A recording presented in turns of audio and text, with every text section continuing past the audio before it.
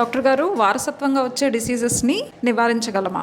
వారసత్వంగా మనలో complaints run అవ్వడం అన్నది ప్రతి ఇంట్లోని ఉండే ఒక పరిస్థితి అండి. మనలో ప్రతి ఒక్కరు కూడా ఫ్యామిలీ హిస్టరీలో ఎటువంటి కంప్లైంట్స్ ఉన్నాయన్నది ఐడెంటిఫై చేసుకోవాలి. Most of the times family హిస్టరీలో ఉన్న కంప్లైంట్స్ ఏంటంటే జెనెటికల్ డిస్పోజిషన్ మాత్రమే ఉంటుంది.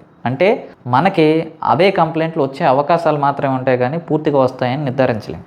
ఉదాహరణకి జెనెటికల్ డిస్పోజిషన్స్ అంటే type 2 diabetes, obesity, hyper tension, heart diseases, thyroid, ఇలాంటి కొన్ని కంప్లైంట్స్ ఏవైతే ఫ్యామిలీలో రన్ అవుతున్నాయో ఆ డిసీజ్కి తీసుకోవాల్సిన జాగ్రత్తలు, హెల్తీ లైఫ్ స్టైల్ మెయింటైన్ చేస్తూ ప్రాపర్ స్లీప్ ఉండి మినిమల్ ఎక్సర్సైజ్ మెయింటైన్ చేయగలిగితే ఇలాంటి కంప్లైంట్స్ నుంచి 90% బయటకు వెళ్ళిపోవచ్చు.